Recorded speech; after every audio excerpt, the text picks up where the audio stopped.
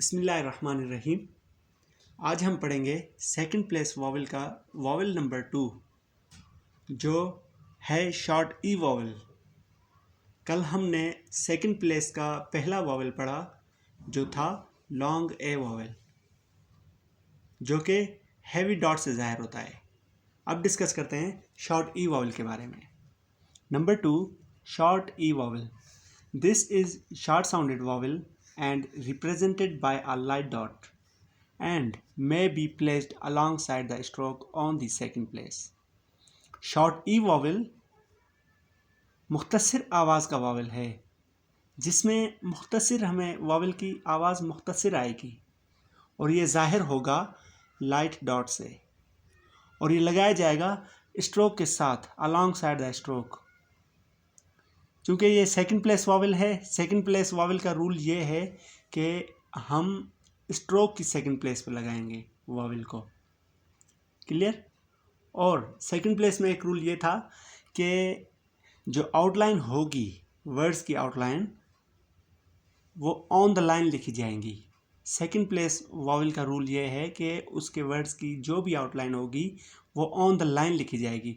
उसकी पहली outline on the line लिखी जाएगी, उसके बाद अगर 2 आउटलाइन है या 3 है या 4 हैं वो एज यूजुअल हर आउटलाइन उसकी अपनी प्रॉपर डायरेक्शन में लिखी जाएगी।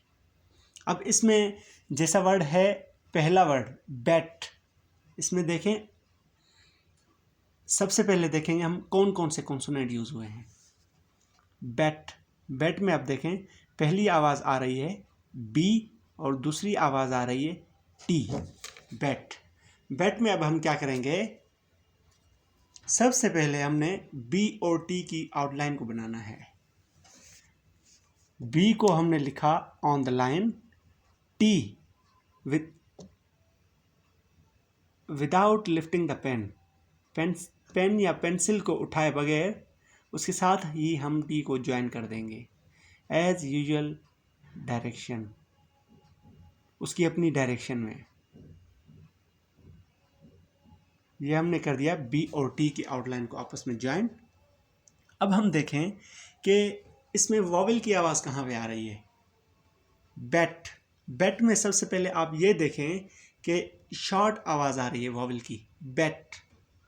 जिसे कल हमने वर्ड पढ़ा था लॉन्ग ए का पे, पे में अब देखें लॉन्ग साउंड है, ए का लॉन्ग साउंड है। शॉर्ट ई में अब देखें ई की शॉर्ट आवाज़ है बैट।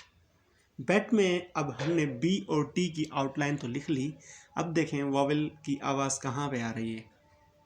बी के बाद वॉवल की आवाज़ है और टी से पहले है। 2 कॉन्सोनेंट हैं, 2 कॉन्सोनेंट के दरमियान में आवाज़ है और अब देखें किसके बाद आ रही है, बी के बाद आवाज़ आ रही है। तो हम क्या करेंगे, वॉवल को बी के आफ्टर साइड पर बी की सेकंड प्लेस पर लगाएंगे, लाइट डॉट लगाएंगे। ये वर्ड बन गया आपका बैट। क्लियर? इसके बाद वर्ड है जेट। जेट में अब देखें कि कौन कौन से कॉन्सोनेंट इस्तेमाल हुए हैं, जे और टी। अब हम क्या करेंगे, इन 2 कॉन्सोनेंट्स को आपस में ज्वाइन करेंगे। ज्वाइनिंग ऑफ कॉन्सोनेंट हमने पढ़ा हुआ है, उसी रूल को फॉलो करना है। और सेकंड प्लेस में ये रूल है कि आपने पहली आउटलाइन ऑन द लाइन लिखनी है और उसके बाद जितने भी स्ट्रोक्स आते हैं वो एज यूजुअल उनकी अपनी डायरेक्शन में जाएंगे। जेट, जेट में हमने जे की आउटलाइन लिखी, उसी के साथ टी की आउटलाइन लिख ली। अब देखें वॉवल की आवाज़ जे के बाद आ रही है, जे के बाद हमने जे के आफ्टर पार्ट पर उसकी सेकंड प्लेस पर वॉवल लगाना है जेट। क्लियर?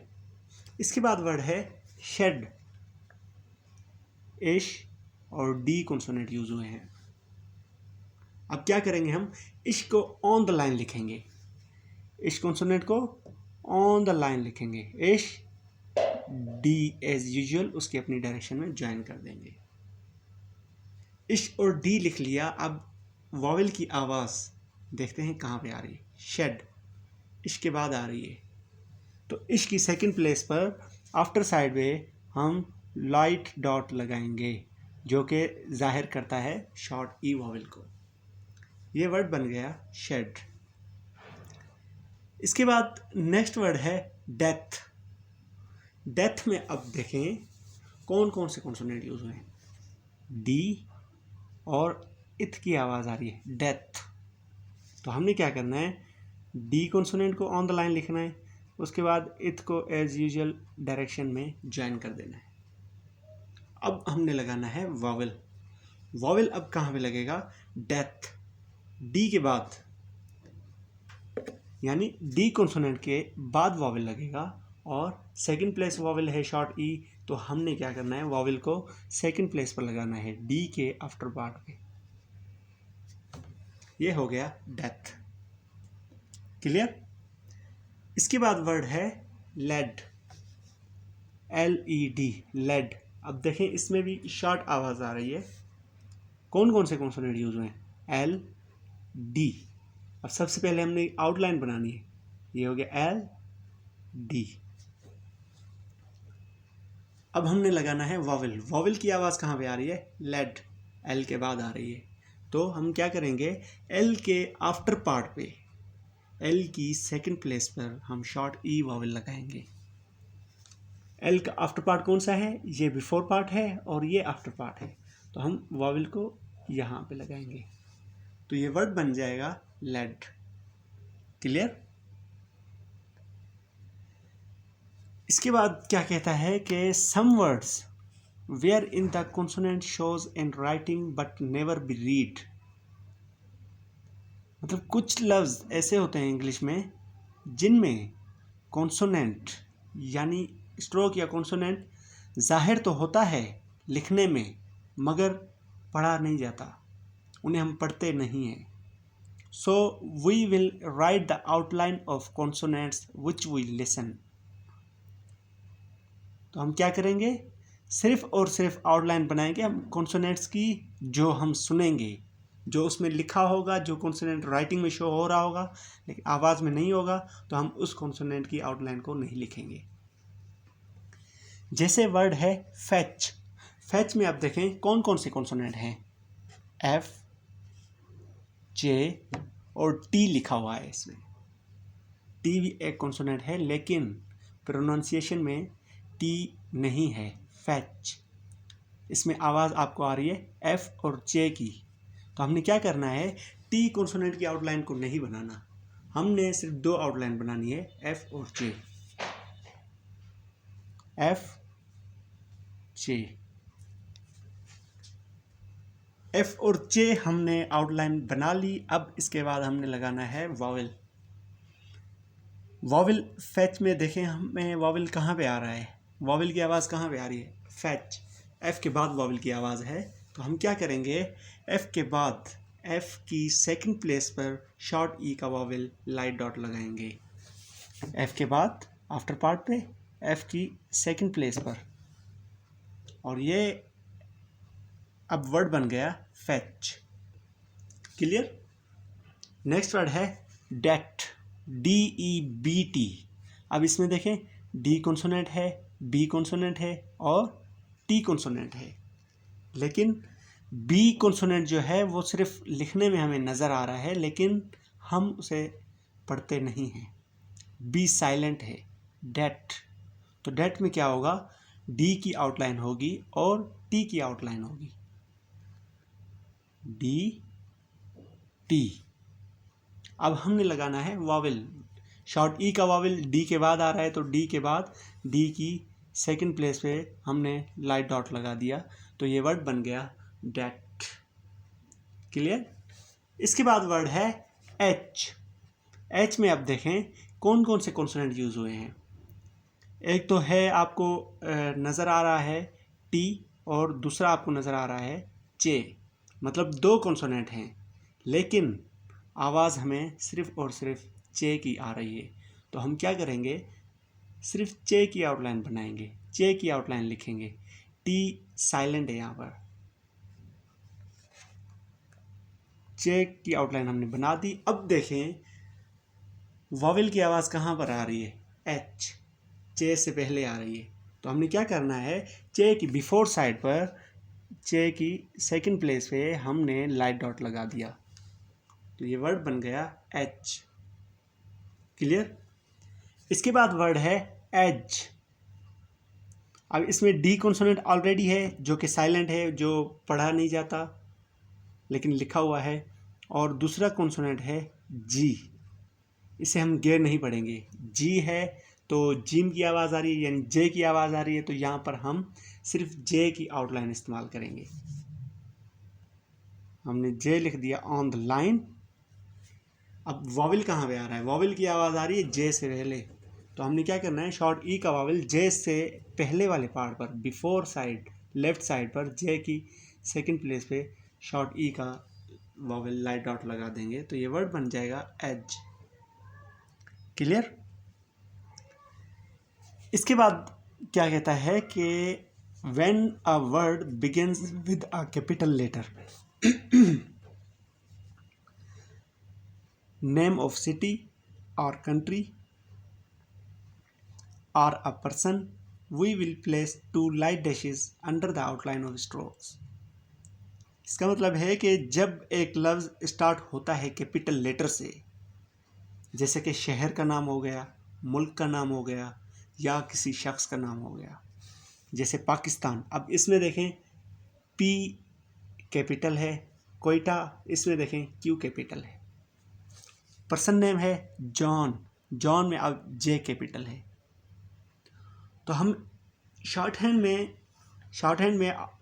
की आउटलाइन में हम कैसे पहचानेंगे कि इसका पहला लेटर कैपिटल है, तो हम उसे पहचानने के लिए क्या करेंगे, 2 लाइट डैशेस, 2 लाइट डैश लगाएंगे under the outline of stroke. जो हम स्ट्रोक्स बनाएंगे उसकी आउटलाइन जो होगी उसके नीचे हम 2 लाइट डैश इस तरह के लगा देंगे, तो वो हमें इंडिकेट करेगा कि इस वर्ड का पहला लेटर कैपिटल है। जैसे ये इंग्लिश नेम है टेड, अब इसमें टी और डी की आवाज़ है, तो ये टी लिख दिया हमने, ये डी लिख दिया।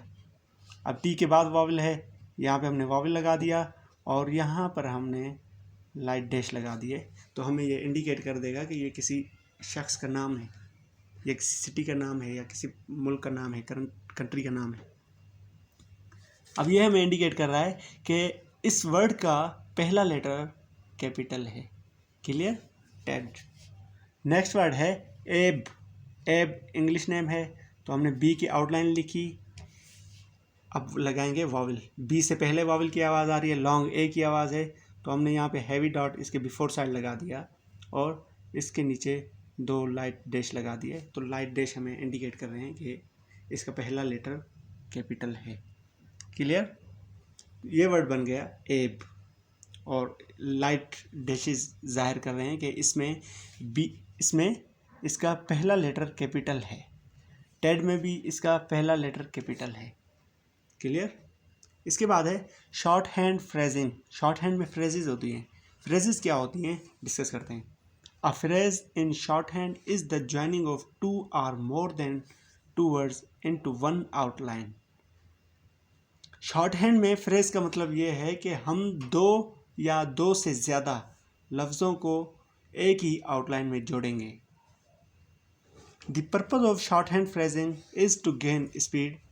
शॉर्ट हैंड फ्रेजिंग का मकसद ये होता है कि हम तेज़ी से लिख सकें। The first word in phrase written its normal position and a small tick in the end of word represents दी।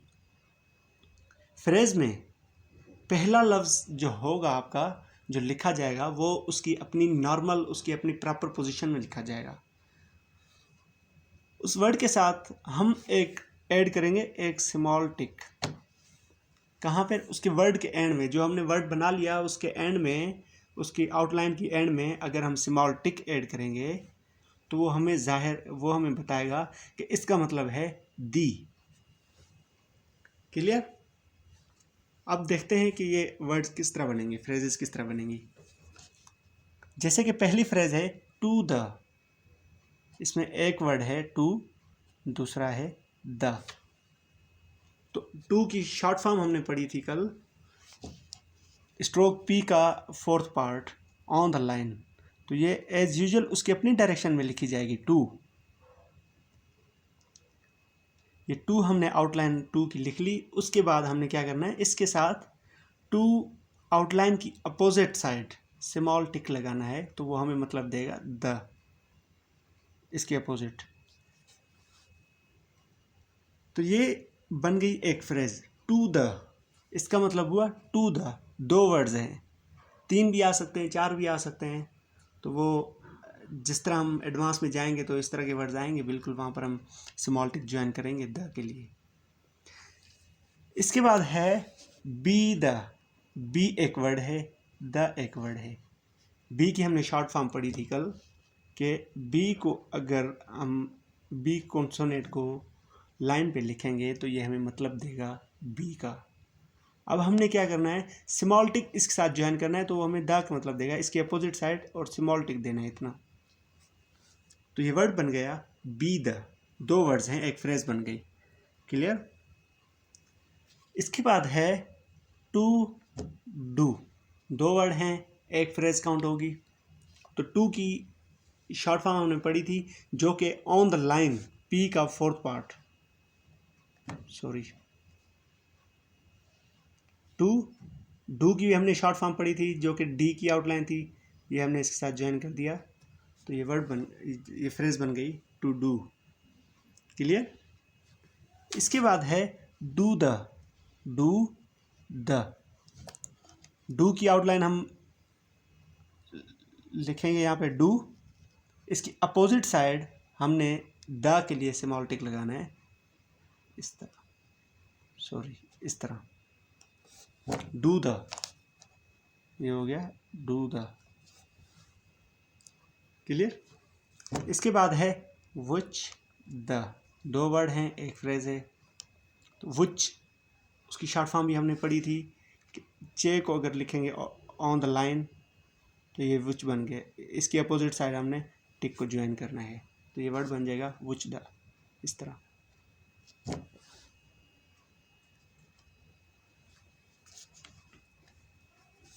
इसके बाद है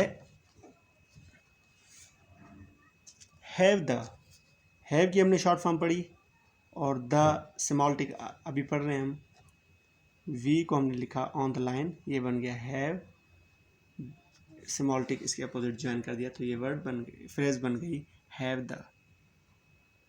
क्लियर।